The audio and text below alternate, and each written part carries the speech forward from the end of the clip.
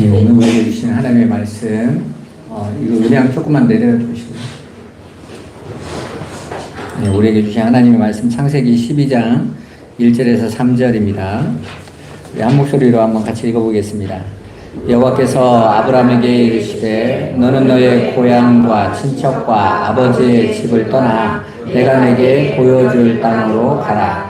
내가 너로 큰 민족을 이루고 내게 복을 주어 내 이름을 창대하게 하리니 너는 복이 될지라. 너를 축복하는 자에게는 내가 복을 내리고 너를 저주하는 자에게는 내가 저주하리니 땅의 모든 족속이 너로 말미암아 복을 얻을 것이라 하신지라. 아멘. 예. 2026년 새해가 밝아졌습니다. 올 한 해도 하나님의 은혜의 인도하심을 받으시기를 주님의 이름으로 축원드립니다. 우리 올 한 해 우리가 붙잡은 표어가 거룩한 믿음에 자신을 세우라라는 주제로 함께 출발하고 있습니다. 그리고 송구영신예배 때도 함께 나눴지만 우리가 거룩한 믿음이 무엇인지, 왜 거룩한 믿음이라고 말을 했을까? 믿음 자체가 거룩한 건데 왜 거룩한 믿음을 초대교회 교사들이 말할 수밖에 없었는지 그 의미를 알아야 돼요. 그러니까 다 믿는다고 하는데 믿는 것이 무엇인지를 모르고 엉뚱하게 가는 사람들이 있으니까 자꾸 이건 이 말이야를 강조할 수밖에 없는 거죠. 사실은 믿음이라는 것 자체가 저와 여러분을 거룩하게 하시겠다라는 하나님의 선물인 거잖아요. 그죠? 그런데 그 믿음을 오해하면 엉뚱하게 받아요. 특히 우리가 성경을 읽을 때 자칫 잘못하면 그냥 문자대로 그냥 받아버리는 거죠. 문자는 우리가 가지고 있는 문화와 우리가 가졌던 삶의 모습으로 그냥 받아들이게 돼 있거든요. 그래서 왜 가르치는 목회자와 교사가 필요하냐면 그 문자 안에 담겨져 있는 아버지의 뜻이 무엇인가를 가르쳐 줄 사람이 있어야 되는 거예요. 그렇기 때문에 우리가 그 하나님의 말씀을 잘 이해하지 못하면 엉뚱한 게 되는 거죠. 어떤 글에 보니까 그 유명한 그 강화문에 잘 나오시는 목사님이 11조 안 하면 세례 취소한다고 그랬다는 거예요. 세례식 하면서. 세례한 사람은 11조 무조건 내야 되고 안 하면 세례 박탈. 그러면서 목사에게는 그 권한이 있다고 그랬다는 거예요. 그렇게 마구잡이로 말을 해도 아멘을 하는 성도들이 있으니까, 그리고 그거에 막 목을 매는 사람이 있으니까 멋대로 떠드는 거예요. 여러분, 세례는 우리가 주는 게 아니라 하나님 주시는 거예요. 세례는 웨스트민스터 신앙고백 속에 딱 한 번입니다. 우리 니카 자매가 우리 교회에 왔을 때 천주교에 세례 받았다고 그랬잖아요. 딱 한 번이니까 받아주는 거예요. 세례는 하나님이 주시는 거니까 목사가 자기 멋대로 지을 수 있는, 그건 하나님의 권위에 도전하죠. 그런 분은 뭐 하나님도 자기 말 안 들으면 죽는다고 할 정도니까. 근데 그런 말을 성도들이 들으면 저건 멍멍이 소리구나 이래야 되는데 자꾸 아멘을 하니까 진짜 내 말을 다 듣는 줄 아는 거예요. 그럼 목사는 가르치는 자예요. 목사는 고린도후서 1장 23절에 바울이 이렇게 말합니다. 내가 너희에게 너희의 믿음을 주장하려고 하는 것이 아니다. 믿음은 하나님이 하시는 거니까. 나는 너희가 그 믿음 안에서 기쁨을 얻기를 원한다. 그걸 가르쳐 주는 거지. 우리가 하나님의 말씀을 그래서 오해하면 큰일 나는 거예요. 오늘 같은 말씀도 이런 거예요. 내가 너에게 보여줄 땅을 주겠다라는 이 말을 이스라엘 사람들은 저 중동 중에 있는 저 이스라엘 땅 있잖아요. 그 땅은 하나님이 자기들에게 주신 땅이고 그건 영원히 하나님 나라가 임할 땅이라고 생각하는 거예요. 정말 그러냐 말입니다. 그래서 많은 교회에서도 건축을 할 때 보면 땅 밟기 하잖아요. 이 땅 우리 주세요 하고 하면 하나님 믿음으로 하면 주신다고? 땅 얘기하는 거 아닙니다. 우리 창세기 12장에서 하나님께서 아브라함에게 약속한 땅은 그 땅이 아니에요. 우리가 물질적으로 보는 그 지리적으로 보면 그 땅 주겠다라는 이야기가 아닙니다. 그래서 예수 잘 믿으면 상급으로 막 부동산도 주고 집도 주고 그 얘기 하시지 않으세요, 하나님은. 오늘 뭐라고 말씀하시냐면 물질적인 땅을 주시겠다라는 것이 아니라 보여줄 땅으로 가라고 하세요. 자, 그러면 그 하나님의 백성들이 처음에는 그 보여줄 땅이 그 보이지 않는 땅인데, 믿음으로만 보여지는 땅인데, 먼저 그 보여질 땅을 보여주실 그 하늘의 것을 보여주시기 전에 그것을 보지 못한 자들에게 가르치시기 위한 교보제로 준 땅이 가나안 땅인 거예요. 그러니까 그 가나안 땅이 우리가 믿음만 좋으면 이 땅을 가질 수 있다고 해석하면 큰일 나는 겁니다. 저도 40년을 그렇게 믿고 왔으니까 그게 아니라는 걸 여러분들이 꼭 아셔야 돼요. 여러분, 하나님이 우리에게 주시는 땅에는 누구만 들어갈 수 있어요? 하나님 백성만 들어갈 수 있어야 되죠. 그죠? 아니, 하나님이 약속하시는 땅은 내 백성에게 주는 땅이잖아요. 근데 아브라함이 가나안에 들어갔을 때 가나안에 아브라함 외에는 다 죽었던가요? 아니죠. 가나안 땅에는 가나안 민족들이 있었단 말이에요. 근데 하나님이 왜 그 땅에 가가지고 다 안 없애고 하나님께서 아브라함에게 그 땅 안 주냔 말이에요. 아브라함뿐만 아닙니다. 이삭도 땅을 못 받았죠? 야곱도 땅을 못 받았습니다. 그럼 이스라엘은 그 땅 받았습니까? 이스라엘도 못 받았잖아요. 바벨론에 70년 동안 포로로 끌려갔죠?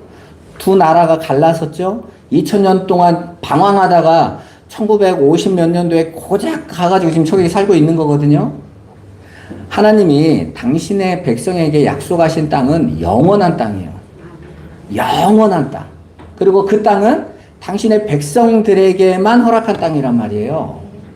사실은 교회를 가리키는 거예요. 교회. 근데 그걸 우리가 그냥 문자적으로 해석하면 자꾸 부동산 개념으로 자꾸 쫓아가요. 그리고 어떤 목사님은 자기 말만 잘 듣고 성경만 잘 알으면 다 성경이 부동산 얘기라고 부동산 부자 될 수 있는데 성도들이 이렇게 모른다고 그런 분도 있더라고. 부동산 얘기 한 번도 한 적이 없어요. 자기들이 모르는데 아는 척을 하고 있는 거예요. 그러면 제 말이 맞는지 그분들이 맞는지 한번 보자고요. 우리 말씀을.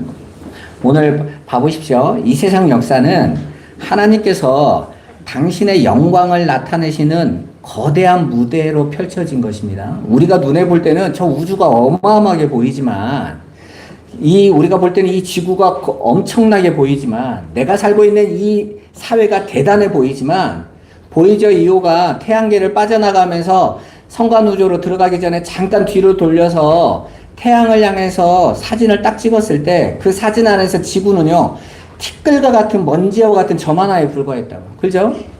우리가 볼 때는 내가 지금 내 눈앞에서 봤을 때 내 인생이 대단해 보이지 그것이 먼지와 같은 인생이란 말이에요. 거기서 저와 여러분들이 무엇을 깨달아야 되냐면 그런 내가 왜 여기 있냔 말입니다.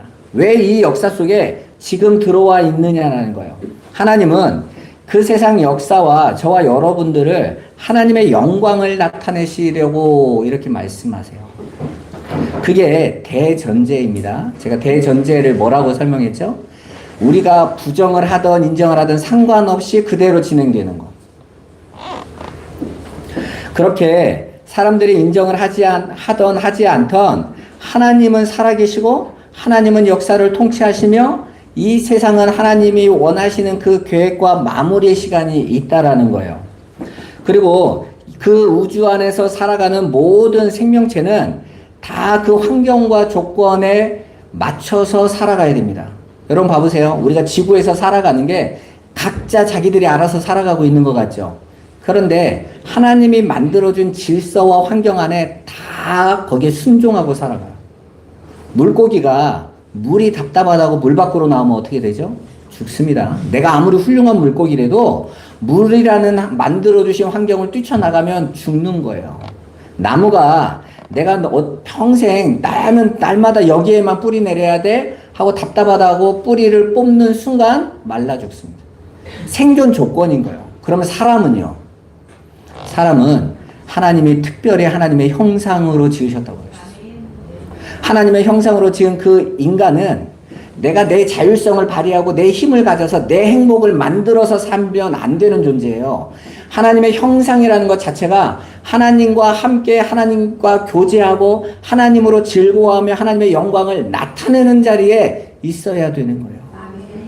그걸 거절하면 그때부터 삶이 정신없이 살아가는 거예요. 여러분 지금 하나님을 떠난 세상을 봐보세요. 우리나라 안에서 5,700만 명 중에서 종교를 가지고 있다라고 하는 사람이 40%라고 그랬잖아요. 60%는 난 무종교야 이렇게 말해요. 무종교는 없습니다. 제가 말씀드렸죠. 무신론은 신을 안 믿는 게 아니라 내가 신이라고 여기고 있는 거예요. 나는 나만 믿어. 이게 무신론인 거예요. 근데 성경은 분명히 말하죠. 내가 나만을 믿는 자를 우상숭배자라고 그랬어요. 네가 신이 된 자라고 그래. 하나님 자리에 올라가 있는 자라고 했어요. 가장 하나님이 미워하는 자라고 그랬습니다. 그러면 종교인이 40%예요. 그 40% 중에서 기독교인들이 20%가 안 된단 말이에요. 그러니까 기독교 안에서 그 예수를 믿는 사람, 그리고 그 기독교 안에서도 하나님의 뜻을 알고 하나님과 교제할 수 있는 사람이 거의 없단 말입니다. 여러분 봐보세요. 하나님이 창조하신 창조물 중에서 유일하게 사람만 자기 자율성을 주장을 해요. 내 인생을 내 뜻대로 살겠다고 해요. 여러분 그 세상을 보시라니까요. 요즘 우리나라 뉴스에 가장 많이 나오는 뉴스가 뭔지 아십니까? 마약이에요. 마약. 20년 전만 해도 우리나라를 마약 청정국이라고 했는데 봐보세요. 20년 동안에 우리나라가 경제가 10배가 올라갔거든요. 근데 10배가 올라갔으면 행복해져야 되잖아. 그때 우리가 돈 없어서 힘들었던 그 세상이 너무 힘들고 배고파서 그것 때문에 내가 불행하다고 여겼으니까 열심히 돈 벌고 나라가 발전해서 부자가 됐잖아요. 선진국이 됐잖아요. 행복하세요? 돈이 있는데도 왜 행복해지지 않지? 나는 왜 이렇게 공허하지? 거기에서 내가 극단적인 행복을 추구하고자 행복해지지 않으니까 우울증 환자는 너무 늘어나니까 극단적인 행복을 추구하고자 사람들이 추구하는 것이 술, 도박, 마약, 쾌락인 거예요. 왜요? 안 느껴져. 제가 전에 한번 말씀드렸죠. 태국에서 두 번째 재벌집 아들이 자기 비서와 함께요. 세계적인 음식점들에 가서 먹고 도망가는 거예요. 음식 먹고. 그래서 모든 음식점에서 그 제일 비싼 거 먹고 자꾸 도망가니까 서로 다 네트워크를 해서 잡혔어. 100 몇 번 만에. 잡혔는데 자꾸 보니까 거지가 아니라 재벌 2세인 거예요. 도대체 돈이 없는 것도 아닌데 왜 그러냐고 했더니 음식도 그냥 먹으면 재미가 없어서. 먹고 도망갈 생각을 해야 흥분돼서 음식이 맛이 있는 거예요. 그 말은 뭔 말이겠어요? 내게 주어진 아무리 모든 것을 다 갖춰줘도 행복함이 없는 겁니다. 왜요? 하나님을 떠났습니다. 원래 인간 자체가 하나님이 함께 해야만이 즐거워하는 삶으로 만들어진 존재라니까. 하나님께 나를 맡기고 그 하나님을 즐거워할 때 내 안에 모든 심령이 자유함을 얻고 기쁨과 위로와 힘을 얻는다니까요. 아이 설마요. 안 해봤으니까 그러잖아요. 여러분 기도할 때 하나님이 나를 사랑하신다라는 그 하나님의 뜻을 깨달았을 때 감격스러워 본 적 없으세요? 내가 막 세상에 버려진 것 같고 두렵고 경제적으로나 질병으로나 너무 어려운데 하나님께서 따라 걱정하지 마라. 내가 너를 치료할 거야. 라는 말만 들어도 내 안에서 기뻐지는 걸 경험해 본 적 없으세요? 여러분 그건 세상 어디에도 경험해 보지 못하는 거예요. 제가 대학교 1학년 때 그 칼빈 대학에 가가지고 우리가 새벽 기도를 마치면 제가 산에 올라가면 산기도 하는 데가 있거든요. 산이 이렇게 있는데 그날 하나님께서 내게 은혜를 너무 많이 주셔서 마치 변화산 위처럼 제가 하나님을 이렇게 신비한 경험이라 제가 말을 잘 안 하는데 그렇게 하나님이 나를 이렇게 다 붙잡아 주시는 경험을 해본 적이 있어요. 거기가 천국 같은 거 있죠. 막 제 앞에서요, 막 다람쥐들이 막 내 앞에서 막 뛰어다니고 그래서 이게 뭔 일이지? 내가 이렇게 다가가도 왜 도망을 안 가? 제가 이렇게 말을 하면 저 목사님 이상하다 할까봐 제가 말을 안 하는 거예요. 내가 본 게 너무 이상해서 나도 이상해서. 그때 하나님께서 저에게 그때 우리 둘째 누님이 미국에서 첫째 딸아이를 낳고 이제 다시는 아이를 못 낳는다고 할 때 우리 매형이 아들도 하나 있었으면 좋겠다고 저한테 한번 이렇게 기도해달라고 전화한 적이 있었거든요. 근데 하나님이 그때 저보고 딱 그러시 아들을 줄 거야 그러시더라고요. 그래서 제가 안 믿겨져서 편지를 보냈다니 우리 누님한테. 그래서 나는 그 편지 보낸 걸 까먹었더니 우리 누님이 나중에 그러더라고요. 난 네가 편지를 써서 깜짝 놀랐다. 하나님이 이삭을 주신 것처럼 주시겠다고 하셨어 하고 아이가 딱 나온 거예요. 근데 저는 그걸 보면서 아 하나님이 정말 하시는구나. 근데 그때 있었던 그 기쁨과 감격은요 세상 어떤 것도 걱정이 안 되는 거예요. 제가 그때 대학교 등록금이 없었을 때였거든요. 막 걱정되던 게 싹 사라지는 거예요. 그러고 나서 하나님이 다 해결하시더라고요. 그러니까 하나님께서 그랬을 때 갖는 그 기쁨은요 내가 가서 술을 마시고 춤을 추고 뭘 해도 얻을 수 없는, 여러분 솔직히 술 한 잔 마시고 막 술 마셔서 취했을 때는 막 다 인생 뭐 되겠지 했는데 다음날 숙취와 함께 깨면 문제 그대로 있죠. 술값만 더 나갔네. 이런 젠장. 할 게 많은데 이거밖에 더 남습니까? 아무것도 없잖아요. 여러분, 우리는 하나님을 떠나서는 절대로 살 수 없어요. 그렇게 하나님과 함께 연합되어 있는 상태를 성경은 생명이라고 그러고 그걸 복이라고 말해요. 하나님과 함께 있는 상태. 그래서 여러분 잘 보시면 하나님 자녀들 가운데 세상의 것이 없는데도 즐거워하는 자들이 있죠. 그건 하나님이 주시는 그 복을 맛본 자들이기 때문에 그런 거예요. 저는 우리 꿈꾸는 교회 성도들이 부하든지 가난하든지 문제가 있든지 없든지 상관없이 하나님과 함께하는 복을 누리기를 축원합니다. 아멘. 여러분 2026년에 여러분의 삶에 그것이 가득 차서 여러분이 어떤 것도 변화될 수 없는, 야, 저 이런 인생도 있구나를 체험하시기를 주님의 이름으로 축원합니다. 따라서 그 하나님을 떠나서 이제 자기 힘으로 사는 상태를 성경은 타락이라고 말을 하고 죄라고 말을 하며 사망의 상태라고 말하는 거예요. 그러니까 윤리 도덕적으로 착하고 나쁘고에 대한 이야기를 성경은 말하는 게 아닙니다. 하나님을 떠난 그 상태가 타락한 것이며 어둠인 것이며 죄라고 말하는 거예요. 그걸 사망의 상태인 거예요. 그래서 하나님은 그렇게 자신들의 자율성을 챙기고 자기들끼리 힘을 모아 사는 세상을 펼치려고 하나님을 떠나서 우리끼리 흩어지지 않도록 힘을 모아서 탑을 쌓고 성을 짓고 우리끼리 모여서 우리가 하나님 같은 나라를 만들자, 하나님처럼 되자라고 외쳤던 그 바벨론을 심판하신 거예요. 땅을 흩어버리시고 쪼개버리시고 언어를 혼잡하게 만드셔서 흩어버리신 것입니다.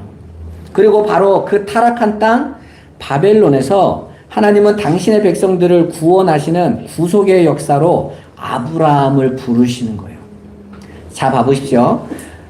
에레미야 4장 22절 23절에 이렇게 말을 해요. 이 백성이 나를 알지 못하고 자기들이 선한 것이라고 여기는 대로 살아가고 있다라고 말씀하시면서 하나님이 이렇게 탄식하세요. 땅이 혼돈하고 공허하고 하늘에는 빛이 없구나 그러세요. 혼돈, 공허, 흑암이라는 단어가 등장을 해요.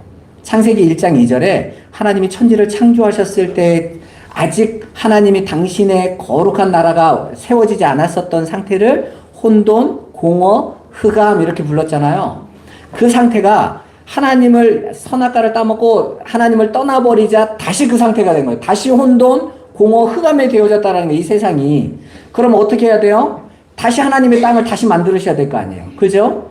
그래서 오늘 땅 얘기가 나오는 거예요. 하나님이 만드시는 새 땅, 새 하늘. 그래서 계시록에 보면 새 하늘과 새 땅이 어떻게 됩니까? 하늘에서 내려와요. 이제 땅이 완성되는 거예요.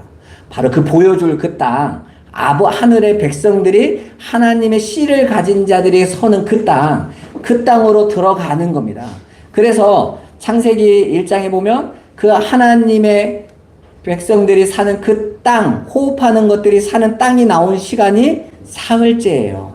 그래서 예수님이 십자가에 죽으시고 며칠째 부활하세요? 사흘째 부활하신다. 이거 다 목적을 두고 하는 말이에요. 사흘로 예수님께서 그 땅을 만드신 거예요. 예수 안에서. 그래서 예수를 믿는 자들은 다 어디로 들어가요? 그 땅으로 들어가는 겁니다. 그 성경은 딱 그 얘기만 하고 있어요. 그것만 볼 수 있으면 성경 전체가 해석이 돼요. 수없이 많은 문제와 사건 얘기를 하는 것 같지만 다 그 얘기 하나에 얘기하고 있는 겁니다. 자, 그럼 봐보세요. 한마디로 하나님의 구원의 역사는 이 타락한 세상, 곧 저주받은 땅 바벨론에서 당신의 백성들을 불러내셔서 당신이 이제 다시 새롭게 창조하실 땅으로 데려가시는 이야기예요. 구약 성경은 그래서 계속해서 당신의 백성들을 하나님이 주신의 땅을 보여주시고 그 땅으로 인도하시는 이야기가 등장하는 것입니다. 그렇다면 하나님께서 아브라함에게 주시려는 그 가나안 땅, 눈에 보였던 그 가나안 땅은 도대체 무엇을 의미하냐는 거예요. 그게 해결이 돼야 우리가 가야 될 보여주시는 땅이 어떤 땅인지가 보여지겠죠? 여러분 한번 생각해 봐 보세요. 하나님께서 분명하게 사실 아브라함에게 가나안 땅을 주시겠다고 약속하셨습니다. 그죠? 창세기 13장 14절 15절 한번 같이 읽어볼까요? 롯이 아브라함을 떠난 후에 여호와께서 아브라함에게 이르시되 너는 눈을 들어 너 있는 곳에서 북쪽과 남쪽 그리고 동쪽과 서쪽을 바라보라. 보이는 땅을 내가 너와 내 자손에게 주리니 영원히 이르리라. 아멘. 자, 하나님이 아브라함에게 이 땅을 약속하셨어요. 그 자손들에게도 약속하셨습니다. 그런데 아브라함이 정말 그 땅을 차지합니까? 아브라함의 생전에 그 가나안 땅의 왕이 됩니까? 아니죠. 전혀 아브라함은 그 땅을 차지하지 못했어요. 하나님께서 약속하신 그 가나안 땅은 영원히 주겠다라는 땅이에요. 영원히 주겠다라는 땅. 그리고 그 약속은 이삭에게도 야곱에게도 변함없이 이어집니다. 그리고 마지막에는 이스라엘 백성들에게 430년 후에 이스라엘 백성이 가나안에 들어올 때 그 애굽에 있는 이스라엘 백성들에게 하나님이 당신의 약속을 선포하세요. 출애굽기 6장 5절 8절 한번 읽어보겠습니다. 이제 애굽 사람의 종으로 삼은 이스라엘 자손의 신음소리를 내가 듣고 나의 언약을 기억하노라. 내가 아브라함과 이삭과 야곱에게 주기로 맹세한 땅으로 너희를 인도하고 그 땅을 너희에게 주어 기업을 삼게 하리라. 나는 여호와라 하셨다 하라. 아멘. 자, 봐보세요. 이스라엘 백성들에게도 그 땅을 약속하세요. 그런데 그 약속이 이루어져요? 안 이루어져요? 안 이루어졌습니다. 아니, 이스라엘 백성이 가나안 땅 들어갔잖아요. 근데 잘 봐보세요. 이스라엘 땅이, 사람들이 가나안 땅에 들어갈 때 애굽에서 이 약속을 받은 사람이 들어간 거예요? 아니면 다른 사람들이 들어간 거예요? 애굽에서 약속 받은 사람은 다 죽었어요. 광야에서 다 죽었잖아. 그죠?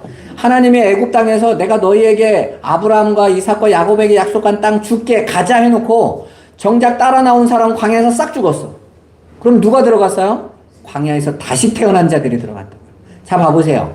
아브라함에게도 약속했어요. 이삭에게도 약속했어요. 야곱에게도 약속했어요. 이스라엘 민족에게도 약속했어요. 근데 약속을 가졌던 자들은 다 죽었어요. 모세가 이스라엘 백성을 데리고 가면서 하나님 앞에 그 가나안 땅 나 데리고 한 번만 들어가게 해달라고. 한 번만 꼭 좀 들어가게 해달라고. 하나님이 어떻게 하세요? 그렇게 40년을 충성했는데 모세를 끝끝내 가나안 땅에 안 들어가게 하세요. 메시지가 있는 거예요, 여기 안에. 한마디로 하나님이 우리에게 주시려는 그 가나안 땅, 정말 약속된 그 땅은 그 가나안 땅으로 설명되어지는 진짜 땅은 따로 있고 그 땅에 들어가기 위해서는 그 가나안 땅으로 설명해주고 있는 건 뭐냐면 하나님이 보여주신 그 땅으로 들어가는 자들은 반드시 이 땅에서 뭘 벗고 가야 돼요? 육을 벗고 가야 돼요. 그래서 바울이 그러는 거예요. 우리가 육을 벗고 영으로 산다. 그 땅으로 들어가. 그러니까 여러분, 저와 여러분들이 이 땅에서 그 하나님의 백성으로 살아가는 그 가나안의 이 역사를 살아갈 때에는 우리의 옛사람이 죽는 삶으로 간단 말이에요. 옷을 벗는 삶으로 가야 된단 말이에요.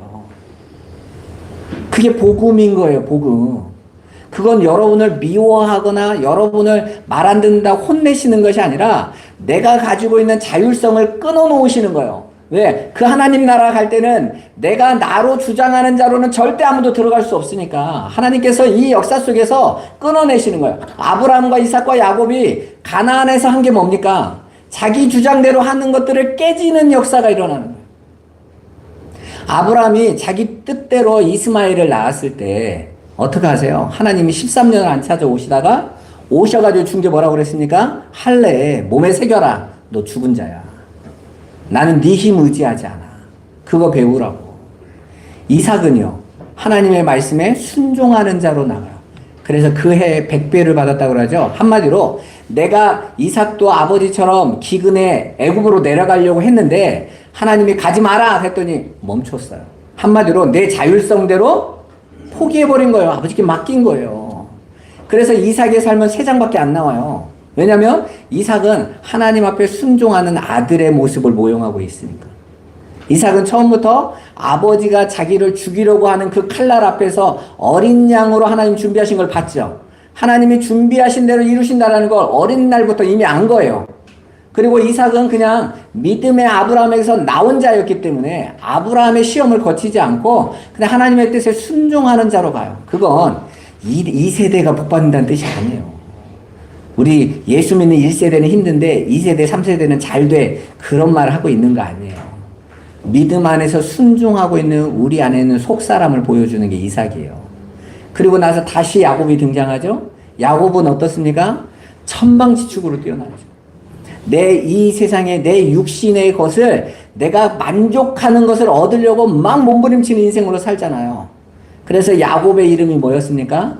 강도예요. 다른 사람 걸 뺏어서라도 나에게 힘을 주겠다는 그 강도. 그런데 그 강도의 삶이었던 그 야곱이 야복강에서 하나님 앞에 그 하나님 나라로 보여주는 땅으로 가겠다고 하는데 하나님과 약속했던 베델로 올라가겠다는데 하나님이 요단강에서 딱 막으시죠. 못 가 이러세요.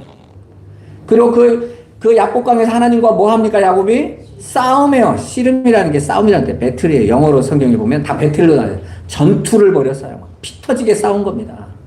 어떤 싸움이요? 야곱은 난 내 고집 안 꺾고 갈 거예요. 난 내 자율성, 내가 원하는 삶, 나 포기 못해요. 하나님은 나에게 복만 주세요. 이랬단 말이에요. 근데 하나님이 절대 안 돼. 그리고 어떻게 합니까? 야곱을 환도뼈를 쳐버리세요. 절름발이를 만드세요. 그 환도뼈라는 이 단어가 생명싸개라는 뜻이거든요. 한마디로 생명을 쳐버리신 거예요. 죽으셨다라는 걸 죽이고. 그리고 다시 하나님이 새 이름을 주시죠. 이스라엘로 주신단 말이에요.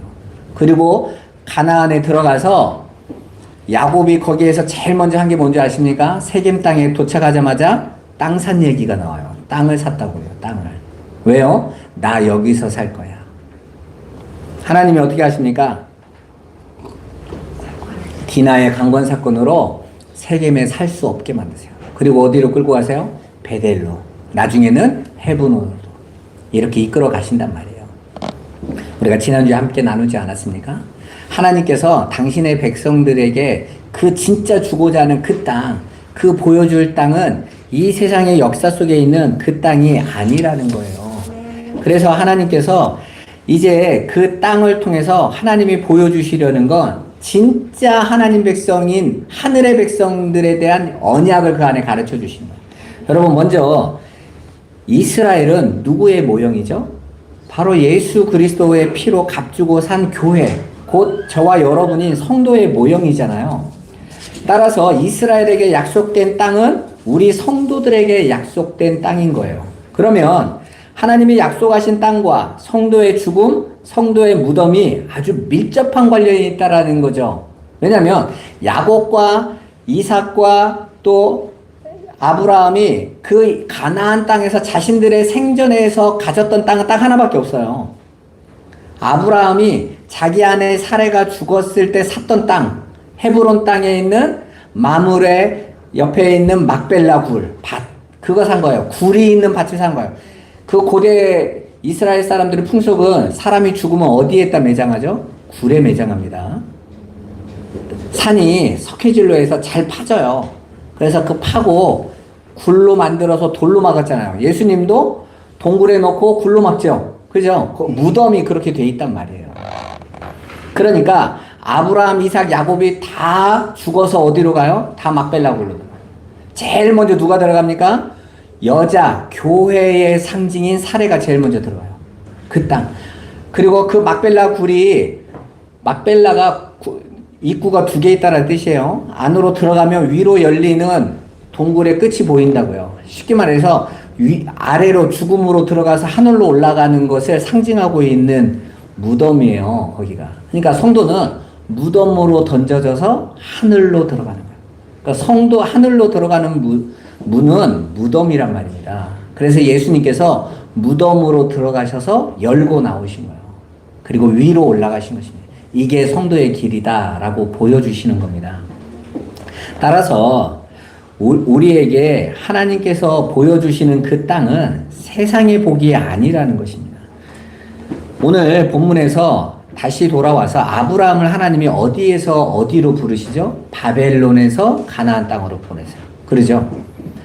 하나님 뜻에 대항해서 하나님을 배제한 세상을 만들자고 외치는 자들이 합력해서 세운 나라가 어디예요? 바벨론. 바벨탑을 쌓았단 말입니다. 한마디로 그 땅과 그 바벨론과 그 땅이 상징하는 것은 우리 하나님 필요 없어. 우리 인간들끼리 인간들의 이름을 위해서 인간들의 영광으로 살아가면 돼 했던 세상 나라를 상징하는 거예요. 그리고 그 세상 나라를 제가 아까 말씀드렸죠. 그렇게 완전히 하나님이 사라져버린 그 세상을 혼돈, 공허, 흑암이라고. 그럼 하나님은 어떻게 하셔야 돼요? 다시 새 땅을 만들어내셔야 되잖아. 당신의 백성들을 옮기셔야 되니까, 나오게 하셔야 되니까. 그래서 하나님께서 아브라함을 찾아가시는 거예요. 빛이 어두움을 뚫고 들어가시는 거예요. 그리고 그 어두움 안에서 여전히 자기가 어둠인지도 모르고 어둠의 삶을 살고 있었던, 우상을 팔고 있었던 엉터리 인생이었던 아브라함을 빛이 비치시는 거예요. 여러분 꼭 기억하셔야 돼요. 아브라함이나 이삭이나 야곱이나 이스라엘이 훌륭해서 하나님 자녀가 되는 게 아니에요. 은혜로 되는 거예요. 그래서 바벨론에서도 가장 우상 숭배했던 자가 나오는 거예요. 은혜로 택하시는 거예요. 빛이 어두움을 끌고 나와서 빛으로 만들어 버리시는 거예요. 그래서 당신의 땅, 은혜의 땅으로 데려가시는 겁니다. 한마디로 지금 창세기 11장과 12장은 바벨론과 하나님의 나라가 대조돼서 나오는 설명용인 거예요. 가나안 땅은. 그래서 하나님께서 그 바벨탑에서 아브라함에게 주시는 새 땅으로 가라고 말씀하시는 것입니다. 계시록에 보면 진짜 새 땅은 새 하늘과 새 땅이었죠. 새 예루살렘이었단 말이에요. 목적지는 거긴데 당장 눈앞에서 지금 성령이 오시지 않으면 그 아버지의 뜻을 못 깨달으니까 어린아이와 같이 그려지는 그림으로 보여주고 계세요. 드라마로. 그래서 우리가 자꾸 구약에 보면 은혜가 되는 거예요. 왜냐면 진리의 말씀을 하나님이 가르쳐 주시면 못 깨달으니까 자꾸 보여지는 물질적인 거, 세상과 싸워서 이긴 이야기, 막 이러니까 막 기적이 보이는 것 같잖아요. 여러분, 진짜 기적은 하나님의 영이 여러분과 함께하는 게 진짜 기적이에요. 그게 없어서 가르쳐 주고 있는 거예요. 성령으로 우리 안에 안 계셔서 하나님이 보여지는 걸로 가르쳐 주고 있는 거예요. 못 알아들으니까. 우리가 4살짜리, 5살짜리에게는 천둥과 번개 가르쳐 줄 때 구름끼리 꽝 하고 부딪혔어 이렇게 가르쳐 주잖아요. 왜요? 못 알아들으니까. 무슨 음저나 양저나 이런 얘기하면 못 알아들으니까. 하나님 백성인 저와 여러분들에게 이 삶을 통해서 자꾸 여러분들에게 때로는 질병이나 가난이나 환경으로 때로는 여러분에게 다가오셔서 가르쳐 주셔요. 왜요? 여러분들이 아직 진리의 말씀을 못 알아들을 때. 근데 한 50년 다녔는데도 진리의 말씀을 못 알아들으면 심각한 거예요. 지금 우리 한국교회 성도들이 그만큼 하나님 말씀에 무지해. 관심도 없어. 그냥 육신의 것으로만 듣고 육신의 것으로 살아온 거예요.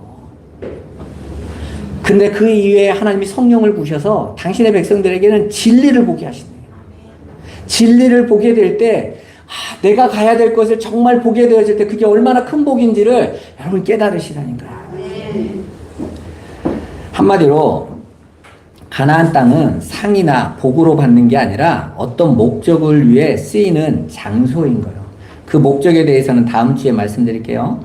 그러니까 하나님이 아브라함에게 보여주신 땅은 사실 물리적이나 지리적인 땅이 아니라 그보다 새로운 땅, 영원히 하나님 백성에게만 상속되는 땅을 가리키는 것입니다. 그래서 오히려 하나님의 약속을 받은 성도들이 세상의 기대와 육적인 힘을 오히려 다 빼앗기고 그 안으로 끌려가는 삶으로 가는 거예요. 그리고 나서 정말 하나님이 보여주는 영원한 땅을 받는 것입니다.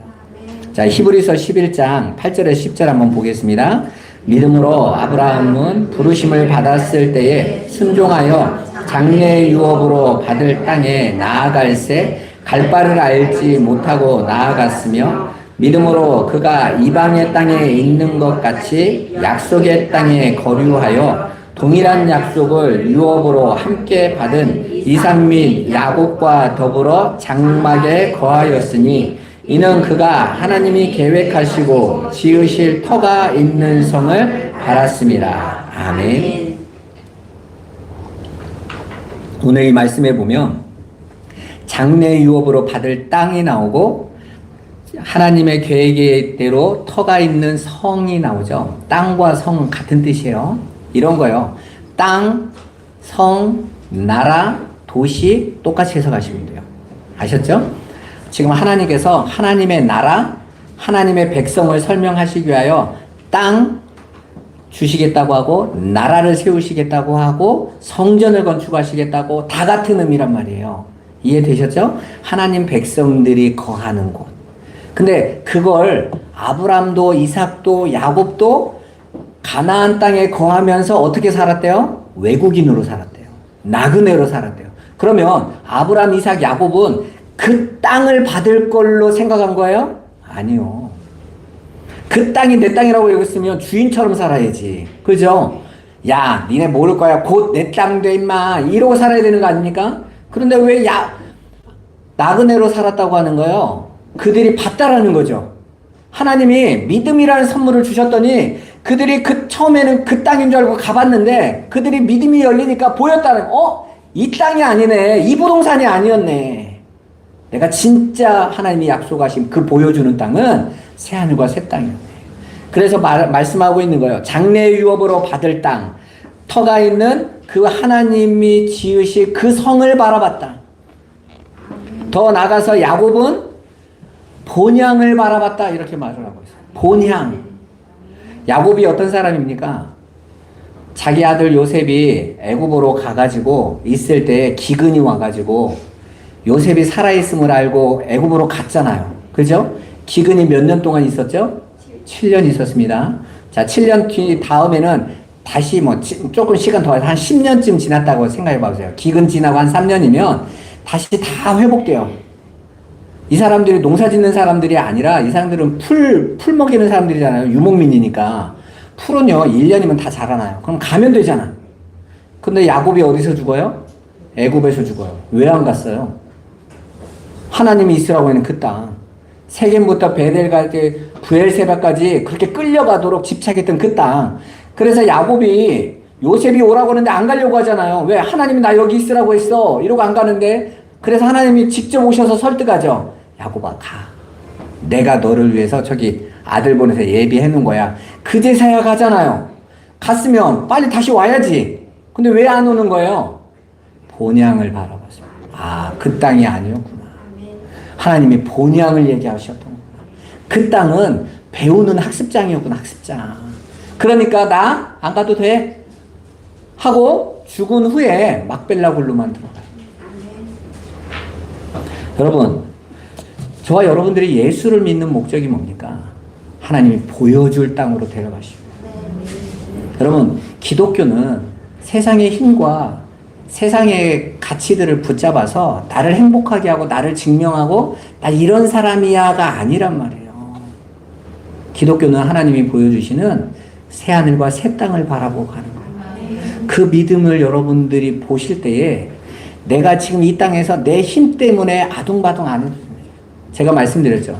진리를 알게 되면 자유케 된다라는 말이 진리를 정말 알게 되면 용서가 일어나요. 우리가 여러분 사실 갈등과 다툼의 그리고 짜증의 내용이 뭡니까? 여러분이 볼 때 잘못한 걸 하고 있다고 생각할 때 하는 거죠. 그러면 하나 더 물어볼게요. 그럼 여러분 맞아요? 다 욕심의 기준대로 살아가고 있는 거잖아요. 그죠? 내가 내 엄마, 아빠를 바라보는 그 기준이 실은 내 욕심이잖아요. 내 판단. 내가 옳고 그름에 대한 눈으로 내가 보는 거잖아요. 제가 목사가 여기 와서 앞에서 내 신앙의 기준으로 여러분에게 자꾸 뭐라고 하면 어떻게 되겠어요? 근데 어느 날 제가 봤단 말이에요. 나는 그게 내 신앙인 줄 알았더니 성도들을 신앙으로 가르치는 거라고 생각한 줄 알고 했더니 내 욕심이라는 걸 봤단 말이에요. 또 나였구나 이게. 내가 성도들의 믿음을 주장하려고 하고 있었구나. 이게 죄였구나를 알았어요. 그 다음부터 여러분을 보는데 우리가 다 하나님이 부르신 하나님의 백성들인 거야. 때로는 앞에 가는 사람도 있고 중간에 가는 사람도 있고 뒤처지는 사람도 있지만 다 약물이잖아요. 그죠? 하나님은 불꽃같이 다 알고 계신다는데 내가 뭐라고 앞에서 소리 지르는 거야. 다만 하나님이 전하라고 하신 말씀만 전하는 거죠. 하나님의 뜻이 이런 것이다. 여러분이 다만 세상에 빠지지 않도록 가르치는 거예요. 여러분 2026년에 여러분 한 가지 꼭 명심하세요. 왜 하나님이 나에게 이런 문제를 줬을까? 왜 하나님이 나에게 이런 환경을 나에게 들어가게 하셨을까? 여러분을 그 바벨론에서 건지셔서 보여주실 땅으로 데려가시겠다. 오히려 성도는요, 문제 뒤에 있는 해답을 봐야 돼요. 하나님의 뜻을 볼 수 있어요. 그래서 예수님이 말씀하시죠. 나를 따라와라. 근데 예수님이 가는 길은 저 십자가 길인데, 죽는 길인데, 세상에서 외면당하는 길인데, 그런데 뭐라고 말해요? 내가 길이요, 진리요, 생명이다. 그 길을 가는 것입니다. 여러분에게 그 삶을 주님께 완전히 맡기고 그 하나님 앞에 온전히 갈 수 있도록 여러분 2026년에 정말 먼저 기도해야 될 게 믿음의 눈이 활짝 열려서 내가 가야 될 곳을 명확하게 볼 수 있도록 한마디로 내가 너에게 보여줄 땅으로 가라는 것은 우리의 지향성에 대한 이야기예요. 뭘 보고 가야 되냐, 어디로 가야 되는지 확인하고 가시란 말입니다. 우리는 하나님의 백성입니다. 하나님 백성은 하나님이 이끄시는 길로 가는 거예요. 승리하시기를 주님의 이름으로 축원합니다. 기도하겠습니다. 살아계신 아버지 감사합니다. 우리 신년에 하나님께서 마침 정확하게 하나님이 보여주실 땅으로 가라고 말씀하셨습니다. 우리 성도들이 내 계획, 내 뜻이 아니라 하나님이 보여주시는 땅을 바라보게 하시고 하나님의 인도하신 가운데 거하게 하여 주옵소서. 예수 그리스도의 이름으로 기도드리옵나이다. 아멘.